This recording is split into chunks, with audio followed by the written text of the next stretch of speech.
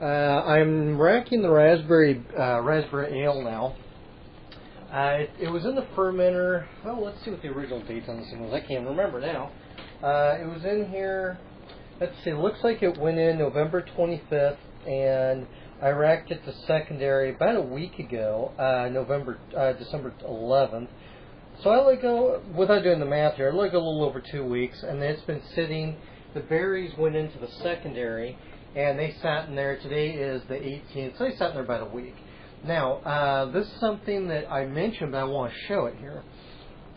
What I have done, let me get my cat's food dish out of the way, is this was the original one it was in. It was in this fermenter for that. Well, actually, it was in a smaller. Without the berries, I took it from a 5-gallon, and then when I racked in secondary, I got a 6-gallon because the berries took up more space. So this was the secondary fermenter. Now, what you're seeing here, you might be wondering how I rack into this. Well, what I did is this and my keg were actually reversed. Okay, I just started filming now though. So what I did here is I racked from the secondary into the keg, and now I'm racking from the keg back into the secondary, and I'm going to rack back in the keg again. Why do I do that? Well, if you recall from the video, I boiled the berries, and which even if I hadn't boiled them, it may or may not have made a difference here. I found early on for me, what happens, boil or not boil with the real berries, that it leaves pulp and mostly pulp and lots of it in the fermenter, and it clogs up Cornelius cakes very badly. Because you see here, the posts are just tiny. Well, it's not a very good view, but you see how they're just tiny, and those plug it up. The pulp plugs up instantaneously. I have to disconnect them and take a needle and clean them out. It's just a pain in the butt. So what I do here, what I did is I racked from secondary to keg, right? And then once it was all out of here, there's all the berry remains, all crap at the bottom. I dumped it out, washed it out, and I'm taking it from this one, from the keg, rack it back into here, and there's still going to be some pulp left, obviously less. When it's all racked out, I'm going to wash this out again, get all that junk out of it. Then I'm going to rack from the secondary back to the keg.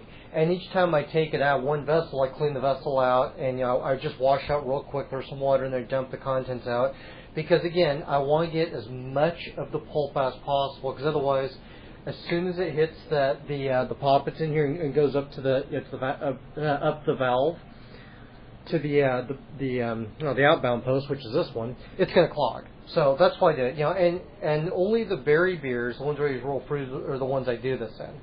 Otherwise, wheat beers and whatever don't have the problem. They don't clog up the cake, but these ones leave pulp behind. So anyway, again, I rack from secondary to whatever. I could even rack to the bucket. My cake's just available now.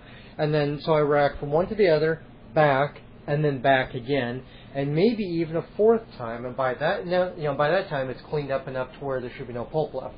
Some people might go, man, it's kind of overkill. Why boil the berries? Well, I like the haze in there. And also, even when I did not boil them, just use regular fruit and put it in there either way, I still would occasionally have pulp left behind. So this is a step I highly recommend when kegging. Bottling, don't worry about it, because you got a big neck of a bottle that's not going to clog.